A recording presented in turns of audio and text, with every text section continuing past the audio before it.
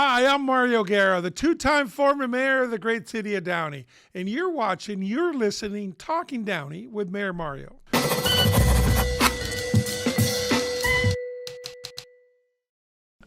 Hi, folks. I hope you're doing well.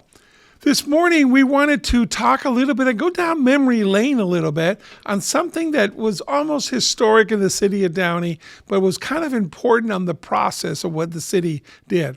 And I'm talking about our relationship with Elon Musk and our relationship with Tesla. With Elon Musk so much in the news these days with Doge and all his companies, we thought it was important to recap something that happened in 2009 for the whole city of Downey, where we almost landed the greenest manufacturing plant in the entire North American continent. So let me go back a little bit here. So in 2009, Tesla was doing as a startup and was doing fine, but it only had the one model, hadn't really gotten into retail as much, and they were looking to build their Model S and expand. So we have the North American Aviation site. We have where the promenade sits today. We had 160 acres there of contaminated land. We had that one building where the Apollo capsules were literally built. And we wanted to entice somebody like that would bring a lot of different jobs to the city of Downey. So we focused and we made the decision to go after Tesla. They showed some interest. They showed a lot of interest. And we started negotiating with them for about a year. Towards the end, we really wooed them. We thought, let's see how we can make it the little engine that could, if you will, for a city. And how can we attract Elon Musk? And maybe he likes the publicity. Maybe he likes it. Remember, he was kind of an unknown, but at that time, he already had started Tesla and SpaceX. And we literally had our meetings at the SpaceX office, in his office there in the city of Hawthorne. So for us, for that 1 year, we worked diligently with his staff. I had several meetings with him. We communicated with emails a lot.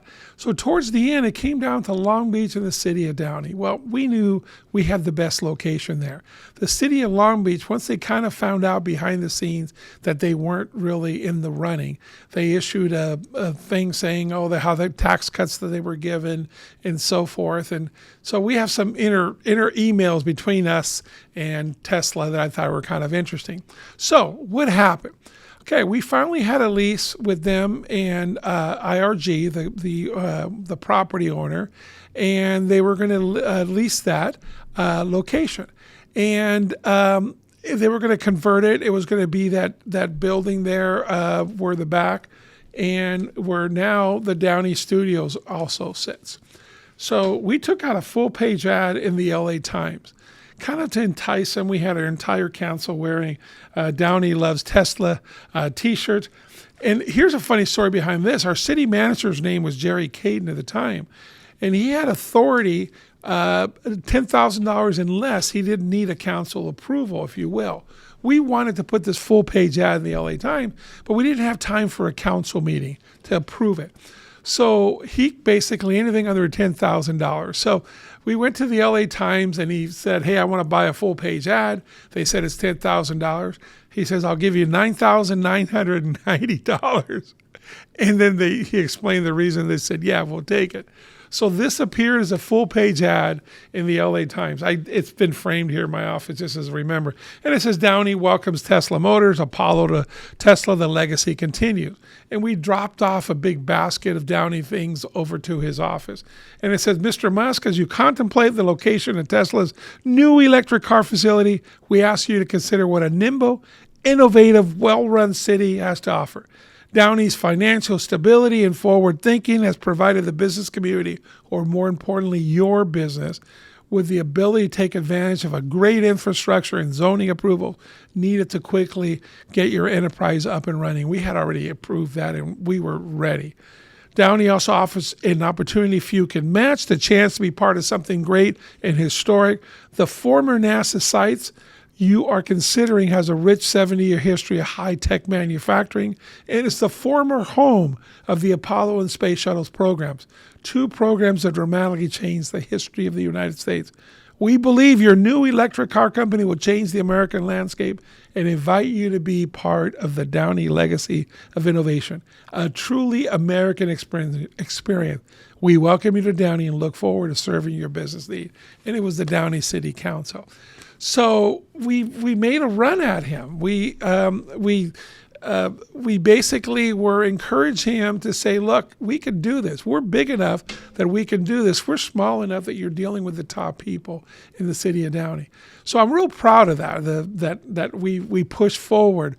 It looked like they were interested. They were going forward. They told us that Long Beach was out of the running months before. I made a mistake, and I was asked by reporters. I was in the press for quite a few months there. And at one point, the headlines were, car wars, considering Tesla considering Downey and Long Beach. Downey seems to be the favorite. And then on one time I was asked, and I said, listen, it looks to me like, we're 99.9% sure we're going to get it. And that's because I was told already by Tesla that we were getting it. So I didn't want to say the 100%, but I was being kind of cocky internally, like, hey, they told us we're doing it. We're reviewing the lease and everything else. So unfortunately, be careful what you say. That was the headline in the local papers. And then it came out in the Press Telegram and even the LA Times and the LA Business Journal. So it was big news, but it was exciting. It was going to be 4,000 high-paying manufacturing jobs at the same place where we had Apollo capsules in the space shuttle program on there. So for us, it was a nice coup for the region too. So what happened?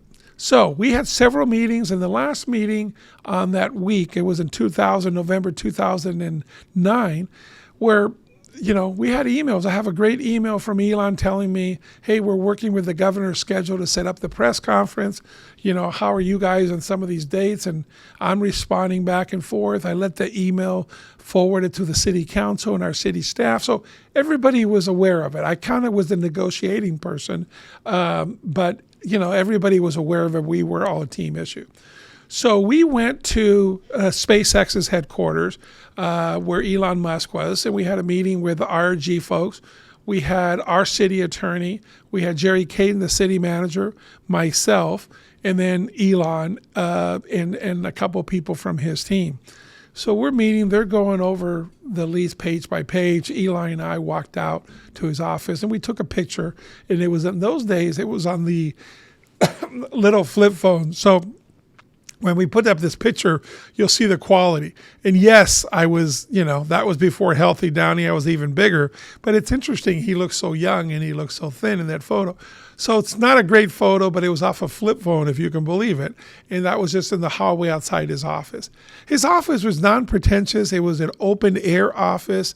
And, he'd always been wanting to be part with all the workers and so forth. So he had always been, a little different, if you will. So we were there. The lawyers were finishing up a few details. I have a copy of the contract, and I wrote down there who was in there and the dates and so forth. And I still have it. I have that contract. We'll put up the picture of that contract here on this show. So walked out. Elon and I gave ourselves a hug around 11 o'clock out in the parking lot. We wished, each other well, and we're looking forward to the press conference. So the very next day, we had a council meeting scheduled to be called till we can approve the lease, if you will. And that was going to be at 4 o'clock. At 5 o'clock, we were going to have a press conference with Elon Musk, Governor Schwarzenegger, been working with the schedule, and probably our county supervisor, Don Canavi. We had this big press conference. This is big news, bringing in 4,000 high-paying manufacturing jobs into LA County in 2009. So let me back up a little bit. Remember, this 160-acre site that NASA left for us in 1999, and they took 30,000 jobs with it, okay? We basically, it devastated the community, and it devastated the city and the region. There's 30,000 high-paying jobs.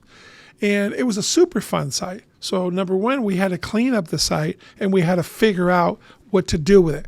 Now, let me tell you how brilliant we are, because I am very proud of what the city of Downey did. So we analyzed that 160 acres, and we said, hey, we needed jobs. So we sold some land to Kaiser, cheap. It was like $5 a foot or so, cheap, so they can build a $600 and $700 million hospital, which is there today. Okay, so that produced 4,500 to 5,000 jobs, and it keeps growing. We wanted park space. So from that, we produced Discovery Sports Complex. We wanted some retail, and we had done it already before the Downey Landing. And then we wanted some way to preserve our legacy and our history, if you will. So that's where the Columbia Memorial Space Center, as we know, on February 1st, 2003, the terrible disaster that killed the Columbia crew 16 seconds from re-entry into our atmosphere.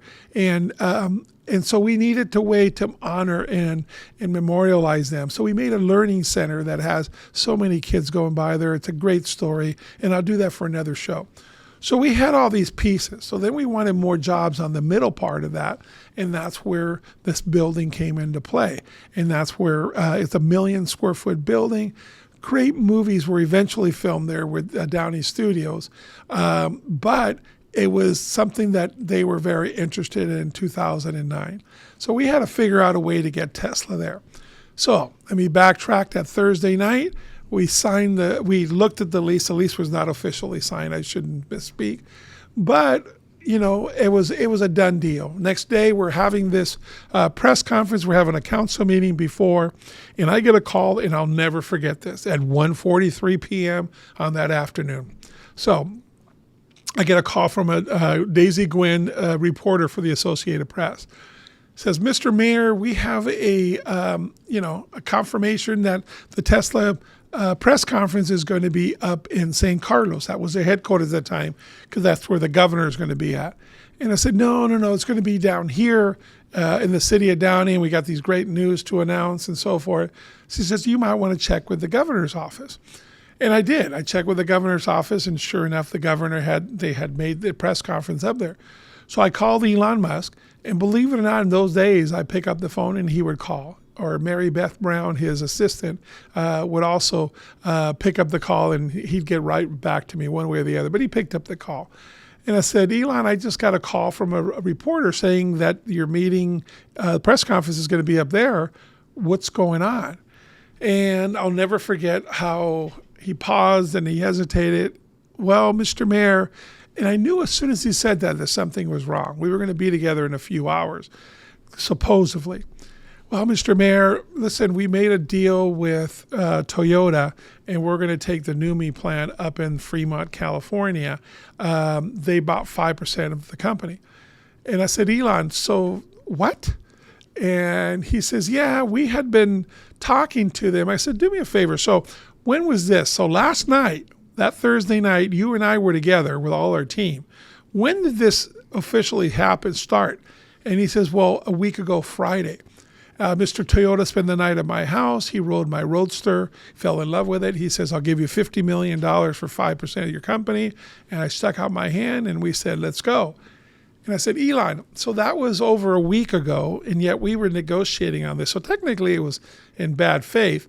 And the thing that I resent is that you could have told us. You didn't have to tell us who or what. But why were we wasting our time doing this when you already had a deal? Well, the deal wasn't finalized. I said, really?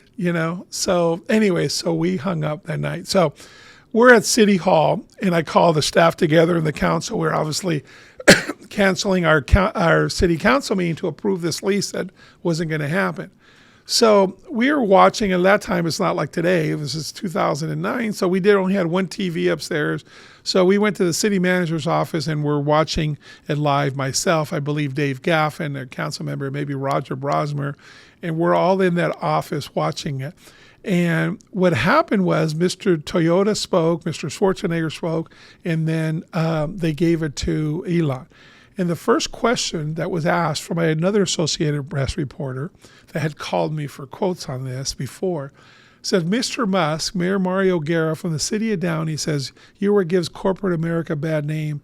You were dealing, and you were disingenuous dealings, and you stabbed them in the back. How would you answer that? And they put the microphone in his face. And so he was taken back a little bit on that. And yet said, well, Downey's a very good city. If I ever build anything else, I'd like to build it on that site or with that. I'll gladly work with them, et cetera, et cetera. So we kind of had a chuckle there at the city council offices that night. It was a little depressing. We had been working so hard, and it wasn't me. I was one piece of it, and I was kind of the face of it, but it was so many others that had been working, our economic development directors, all the planners, city planners, all the engineers. It was a big deal. It was a big deal, and we really tried. So you could tell the wind was taken out of everybody. Everybody was demoralized. So I said, I have to figure out a way to do something. So he had given us a remote control car, like the Roadster, and we had it up there. Elon had given it to us, and we had it and we played with it all the time. In the council offices, the mayor's office, I would play with it, and it was kind of cool. So I went and got it, and if anybody's been at City Hall in Downey, it's a 3-story atrium area. And it's wide open, and now it's past 5 o'clock. City Hall's closed. It's just us there on the 3rd floor. So I said, come on, everybody, let's go. And it was probably 10 or 12 of us. And I went over to the edge, and I yelled downstairs, anybody down there? And just to make sure. And then I took it, and I dropped it 3 levels, okay, the Roadster car. And it's made out of plastic. And we'll show you a picture of it here next to the lease. We have a great picture of the car smashed downstairs. And everybody, we were like kids, but we had to let out some for the frustration. When it hit the ground and it splashed, we're all like, yay! And we're high-fiving. It was a childish sense of relief, but yet we felt that it was something that we, as a team, it brought us back together. And I said, listen, we get an opportunity, let's pout. This is Friday, and Thursday and Friday. Let's pout this whole weekend. Let's feel sorry for ourselves. We worked so hard. We know we deserve this, and we were stood up at the altar, literally. So let's pout. Let's feel sorry for ourselves. Now, when we come back on Monday, let's see what's next. Let's do the old West Wing thing. Okay, now, what's next? And let's build something there, and let's work forward for our community, something we can be real proud of. And what ended up happening after that was, of course, the Downey Promenade. It was 400,000 square feet of retail. It was a $350 million project, 20 new restaurants. And, I'm not sure I like the configuration of it, but it's something our community, a place to go that our community is real proud of. There's some great restaurants and the movie theater, Cinemax is in there and so forth. So that's what became of the contaminated land. So you never know. And yet, with Tesla, maybe we wouldn't have been able to see the plant. They were up in Fremont, California. So that night, Elon Musk calls me. And I will never forget this because my wife and my son were in the car. I pulled over into a parking lot. It turns out to be the Denny's parking lot on Vermont Avenue. And Elon says, Mr. Mayor, how do we make this right? And so forth. I go, Elon, there's no way to make this right. It was, it was just how you did the process. You didn't have to do it this way. And we're a little embarrassed, number one. But number two, we really were genuine. And you knew this for a week, and you could have just slowed down the process. He says, I'll make it right. I'll write a letter to the paper, and we'll make sure that Downey's considered. And I said, that's great. That's fine. But that doesn't help on there. He says, and he asked me, he goes, well, we're going to be in a couple of TV shows and a couple of interviews in the next couple of days. Can you tone down the rhetoric? And I said, tone down from what? He says, well, can you take out stabbed in the back part and stuff? And I said, well, okay, I'll take that out, but the disingenuous things. And we were on the phone together for about 30 minutes, and we went back and forth, and he did. He ended up writing a nice letter. I'll never forget this. So the following year, I was up for re-election for the Downey City Council, and he wrote me a check, unsolicited check, for $2,500, okay, for my Downey re-election. And you kind of laughed, and it was from his Elon Musk trust. And I looked at it, we took a picture of it, and I sent it back to him and said, thank you very much, and I appreciate it, but, here's your check back.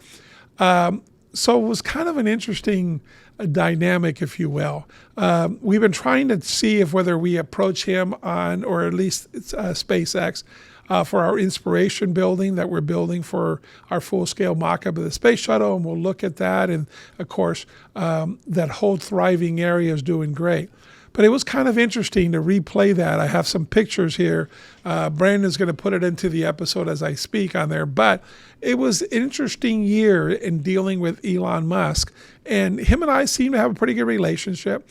A couple years later, when they were moving to Texas, and a Texas reporter called me up and said, would you, solicit them and go after them again as hard as you did and so forth. And I said, listen, I'm not a hypocrite. I can't say it was a good company and a good thing for our city, and then because they didn't choose us, say, it's no good. So of course I would. And as any city in Texas or any place would be lucky to have them. It's about jobs. It's about the technology.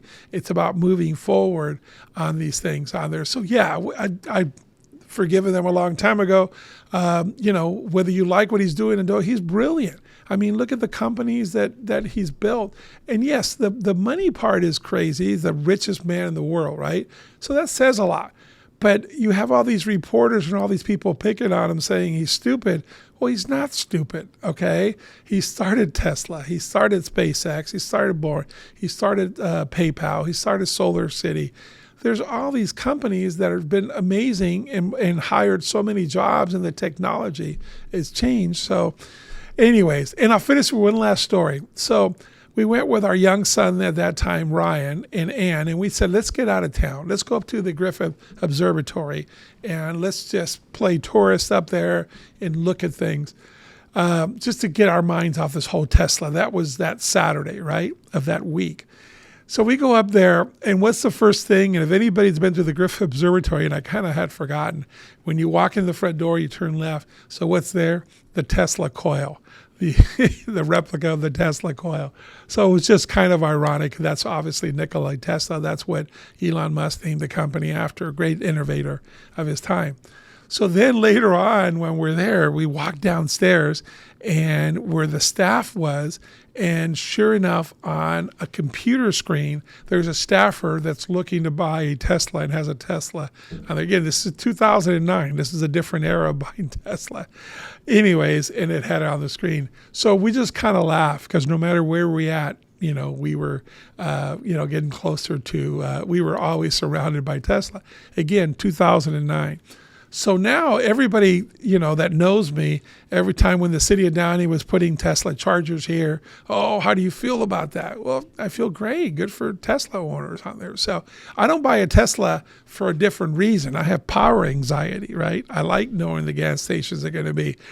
So I'm just for that. It's not because of the car. It's a good car. Obviously, there's a lot of owners.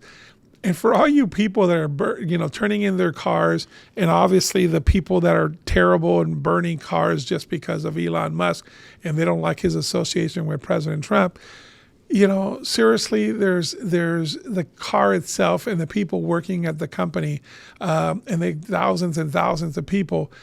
Please don't take it out on them. It's just like any other thing. We shouldn't do it just because you don't like the politics of the owner, if you will. But anyways, that's kind of a little bit of the recap of the Downey Tesla Elon Musk story.